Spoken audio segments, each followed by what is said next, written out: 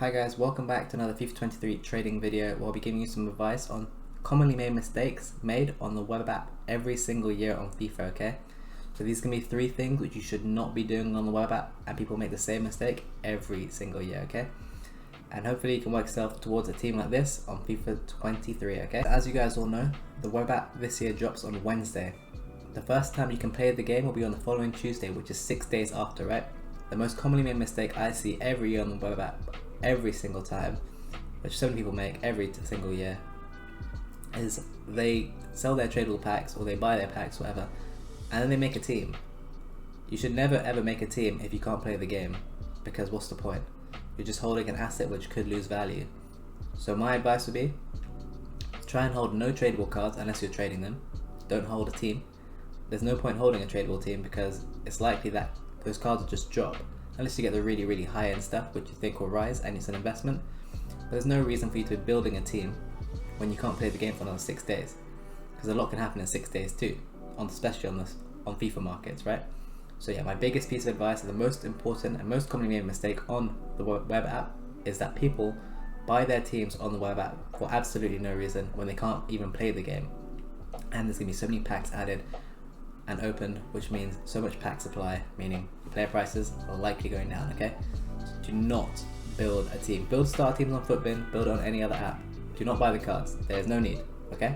Wait till the game comes out. If you want to use a team, buy it then. It's much safer.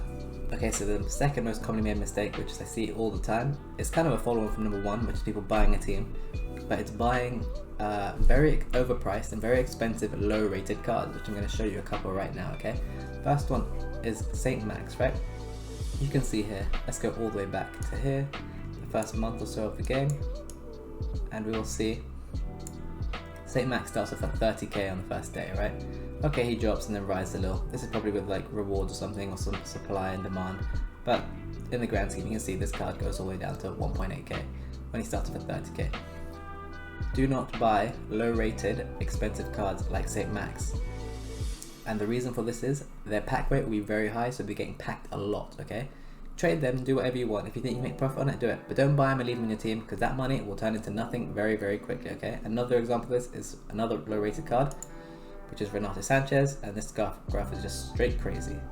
As you can see here, okay, he's 27k, in a lot of demand, right? Because people wanted to use Renato Sanchez, always going to be for every year. And look at this drop. Within the space of a week, this card is down to 5k. Within the space of another week, he is down to 1.8k. Your 27.5k is now worth nothing in just 2 weeks. So if you want to use them for a game or two, use them, sell them straight after. But we're talking about the web app anyway, right?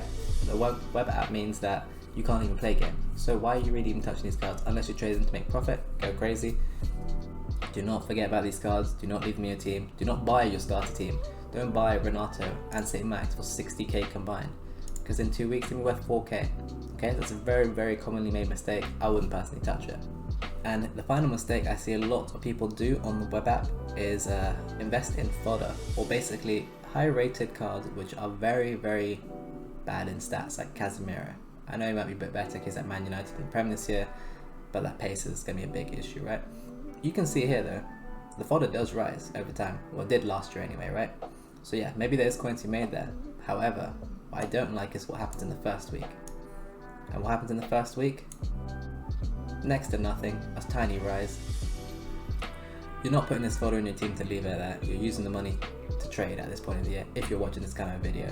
Sure, this is good profits, but like, I personally think you can make a lot more money with other cards and other investments. Maybe this is a safer investment. However, it's a bit of a boring one.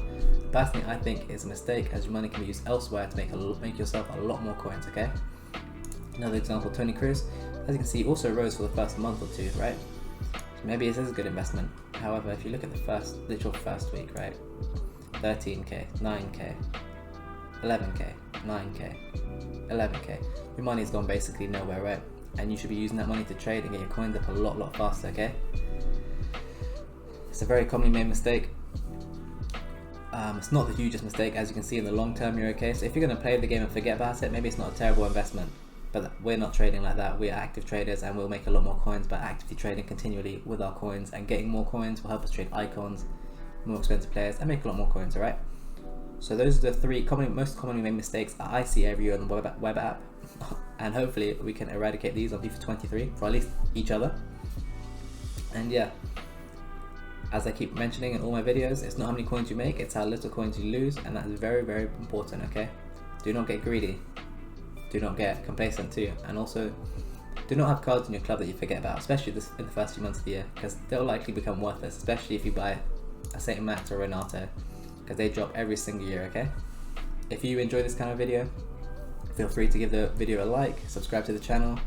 My free trading Discord link is in the bio, or description even, along with my Twitch channel, which I stream every day at 10 PM UK time, where we make coins and we trade every single day. And yeah, hopefully you can all work yourselves towards a team like this, which I got on FIFA 23. And just a little flex here, I was in the top 100 FIFA trading last year. I actually got to 16. So yeah, if you enjoy these kind of tips and you think you could benefit from subscribing to the channel, feel free to subscribe. We'd love to have you, and we'd love to make you a lot of coins on FIFA 23, okay? Don't ever forget though, this is a game. While we do trade, we're here to have fun at the end of the day, okay? So make sure you're always having fun, alright? And yeah, much love boys. I'll see you in the next